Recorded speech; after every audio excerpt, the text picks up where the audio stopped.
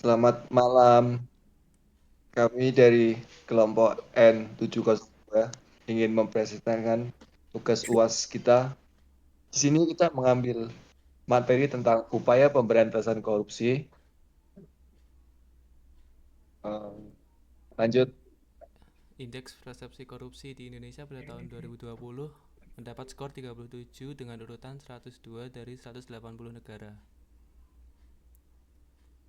Pengertian korupsi. UU Nomor 31 Tahun 1999 tentang TPK, setiap orang yang secara melawan hukum memperkaya diri sendiri atau orang lain atau suatu korporasi yang dapat merugikan keuangan negara atau perekonomian negara. Berikutnya,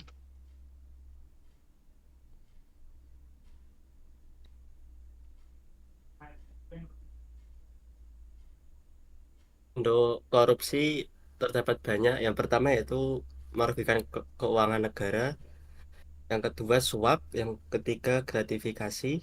Yang keempat penggelapan dalam jabatan. Yang kelima pemerasan. Yang keenam perbuatan curang. Yang terakhir konflik kepentingan. Next.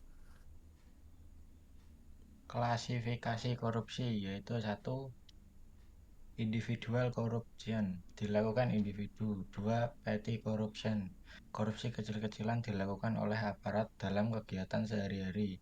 Endemic corruption, korupsi sudah terintegrasi dalam sistem ekonomi sosial politik di masyarakat.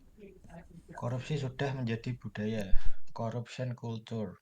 Grand corruption, korupsi yang dilakukan para pejabat pengambil keputusan untuk menguntungkan diri sendiri atau orang lain. Next. Area potensi korupsi. Satu, pengelolaan anggaran. A. Konspirasi dengan pihak tertentu untuk mengalokasikan kegiatan fiktif atau titip anggaran. B. Markup satuan biaya kegiatan. C. Markdown pendapatan. D. Memasukkan bukti pengeluaran. E. Membuat SPJ palsu kegiatan fiktif. Memasukkan tanda daftar hadir dan sebagainya. G. Membuat laporan keuangan fiktif. 2. Penggadaan. A. Menekankan panitia agar memenangkan tertentu. B. Volume barang bisa tidak sesuai SPK atau C. Spesifikasi barang jasa KAK. D. SPK atau kontrak dimenangkan oleh rekanan tapi dikerjakan oleh internal sendiri atau oknum. F. Memahami S atau nota pembelian. D. Melibatkan panitia dalam penggadaan. H. Meminta bagian dari rekanan. I. Mengutip biaya tambahan. C. Membuat laporan kemajuan fisik palsu. Next. 4. Pengelolaan barang daerah. itu yang Pengelolaan slide 7 kan ya? dijabarkan menjadi 4. Ada pencatatan aset Nggak sih? tidak wajar, ada pemeliharaan atas barang fiktif, lalu penyerobotan, pengakuan, penghilangan aset oleh oknum pejabat atau PNS secara sengaja. Lalu yang terakhir ada yang menggunakan aset untuk kepentingan pribadi. Selain itu ada juga area potensi untuk pelayanan publik. Di pelayanan publik sendiri terbagi menjadi masih aktif pungli seperti di Indomaret banyak parkir, masih ada grafitifikasi, lalu ada pelayanan tidak prima PTSP, dan yang terakhir ada perizinan yang tidak transparan. Jalan tol.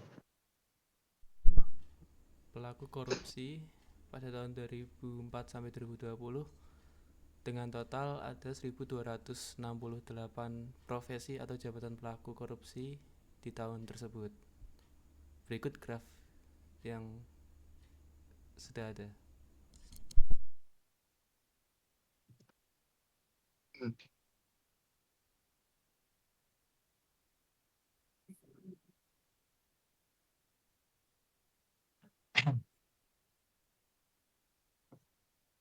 Lalu Faktor ada korupsi di Indonesia berdasarkan latar belakang pendidikan, baca mas kemudian grafiknya mas. Hingga 2015, 86% pelaku tindak pidana korupsi didatangi oleh KPK adalah lulusan perguruan tinggi. Ikut grafiknya.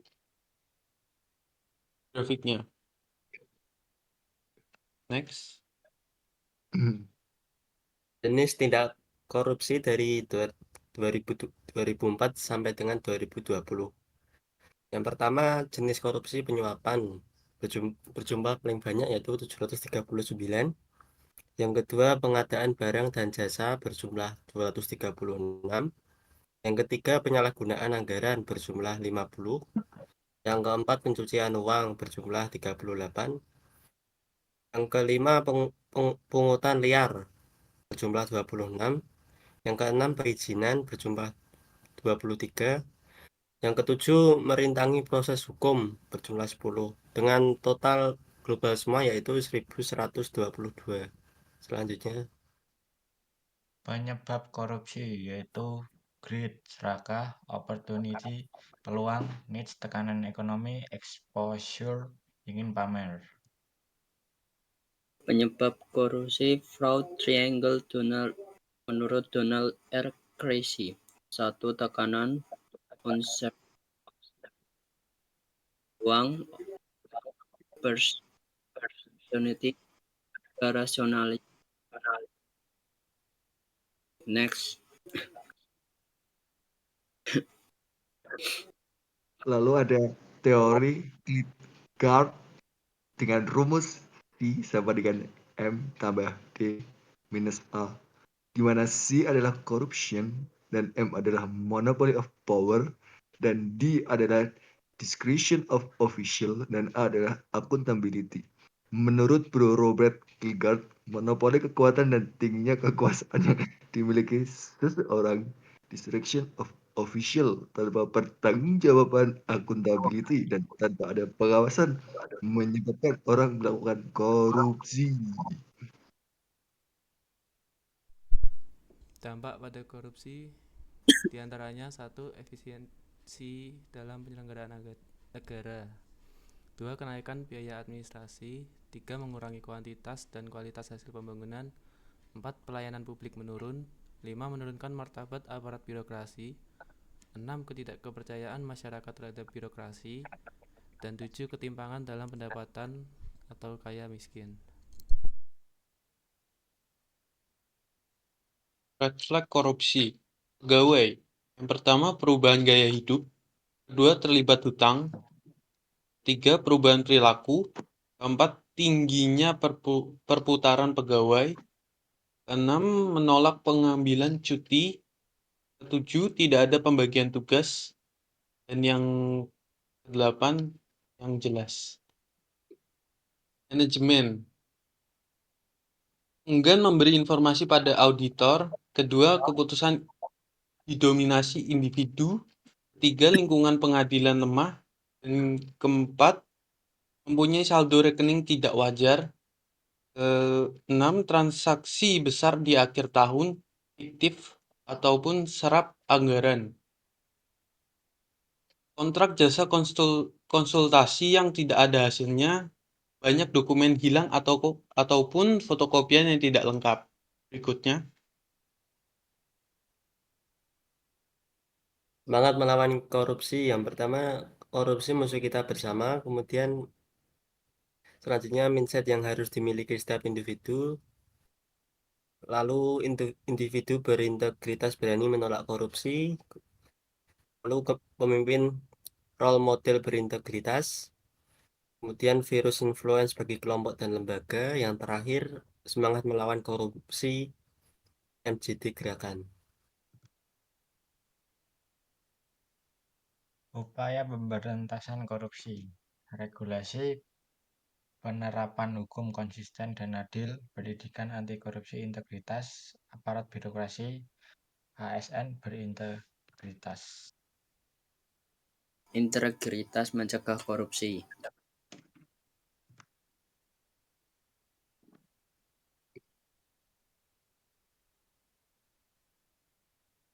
Bahwa saya Jabatan. akan Perkara menjalankan BKN nomor 7 tahun 2017.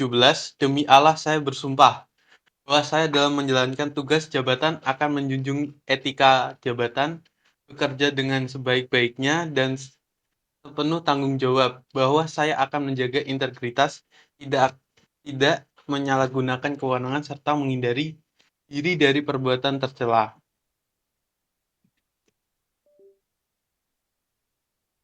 Berikutnya, Integritas sendiri diartikan sebagai suatu konsep berkaitan dengan konsistensi dalam tindakan-tindakan, nilai-nilai, metode-metode, dan berbagai hal yang dihasilkan.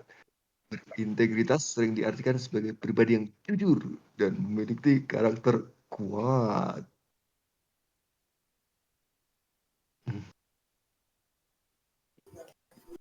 Integritas. Bersatunya antara kejujuran, konsisten, dan keberanian untuk melakukan tindakan benar tanpa kompromi.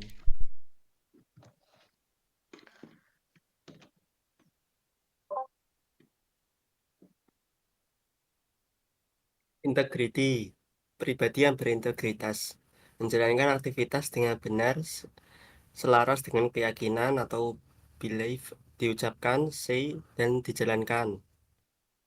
Selanjutnya, Konsep integritas, executive brain assessment, kejujuran dimensi potensi integritas yang menunjukkan aspek komponen integritas pada kesadaran kebenaran dalam sikap kejujuran yang terdiri dari aspek empati, tidak mudah untuk menuduh orang lain bersalah, lack of blame, dan rendah hati, humility. Konsistensi, dimensi potensi integritas yang menunjukkan komponen integritas pada konsistensi dalam perbuatan yang terdiri dari aspek pengendalian emosi, emotional mastery, accountability, dan fokus menyeluruh, focus on the whole.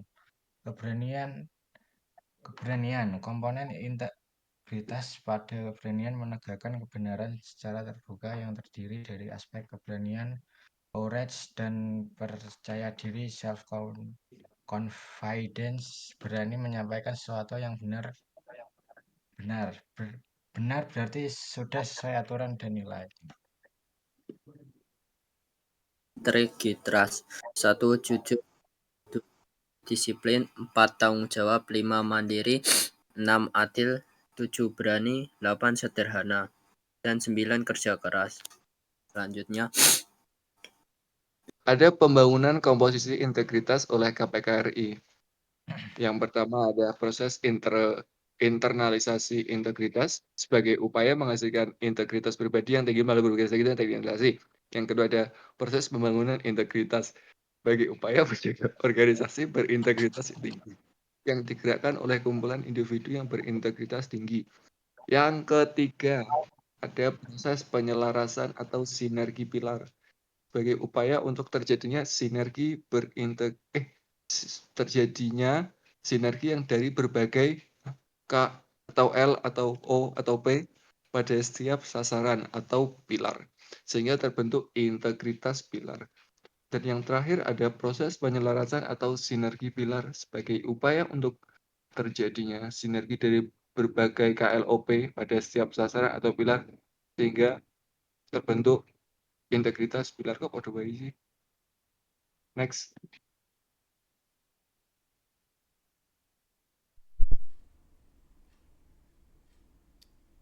konsep SIN atau biasanya disebut dengan sistem integritas nasional.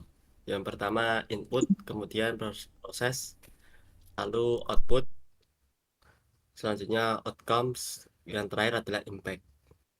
Impact-nya berupa tujuan nasional tercapai, outcomes-nya berupa kondisi nasional dengan kondisi yang terkendali. Integritas nasional dimulai dengan integritas pilar, dimulai dengan value, kemudian internasionalisasi lunas integritas, lalu integritas individu, selanjutnya integritas individu, kemudian ke bangun integritas organisasi, kemudian selanjutnya integritas organisasi dalam pilar, integritas pilar, lalu integritas terakhir sinergi antar pilar atau integritas nasional. biasanya disebut atau KPK. Semakin besar organisasi, maka semakin banyak komponen integritas yang diperlukan untuk mengontrol utilisasi kapasitas secara berintegritas, proporsional, efektif, dan efisien. Komponen sistem integritas: 1. Seleksi dan keteladanan pimpinan. 2. Kode etik dan kode perilaku. 3. Analisis risiko terhadap integritas. 4. Peran pengawasan internal. 5. Pengelolaan gratifikasi dan hadiah. 6. Revitalisasi pelaporan harta kekayaan. 7. Whistleblower System (WBS). 8. Evaluasi eksternal integritas. 9. Post-employment. 10. Pengungkapan isu dan uji integritas. 11. Sistem dan kebijakan SDM, rekrutmen SDM, manajemen kinerja, pengembangan SDM. 12. Akuntabilitas keuangan dan kinerja. 13. Pengadaan dan kontrak barang atau jasa. 14. Kehandalan SOP. 15. Keterbukaan informasi publik. 16. Pengelolaan aset. Next. Peran penting integritas. 1. Integritas memegang peran penting bagi generasi muda untuk mewujudkan moral bangsa dan menciptakan pemimpin yang anti korupsi. 2. Salah satu upaya ke depan untuk mencegah korupsi adalah menanamkan nilai integritas kepada generasi muda. 3. Sejak dini integritas sudah ditanamkan, baik dari keluarga maupun masyarakat dan lingkungan sekolah ataupun kerja. Lanjut.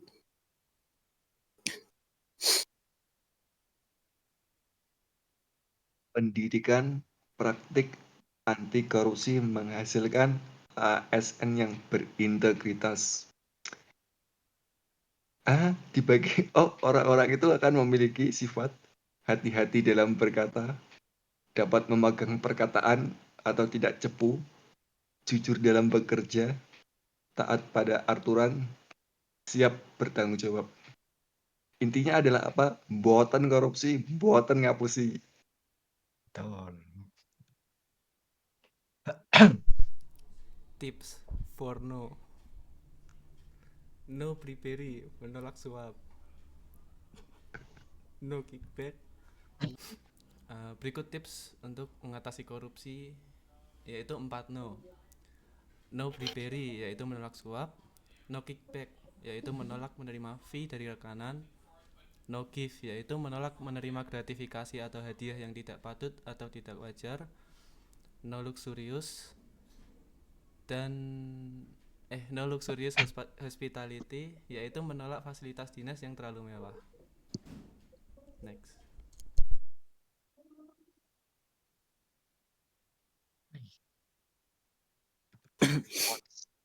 Terima kasih. Terima kasih. Demikian presentasi dari kelompok kami. Semoga nilai UAS kami mendapat hasil Iya, yang Pak. maksimal. Amin. Amin. Amin. Amin. Amin. Assalamualaikum warahmatullahi wabarakatuh. Waalaikumsalam. Kita sedikit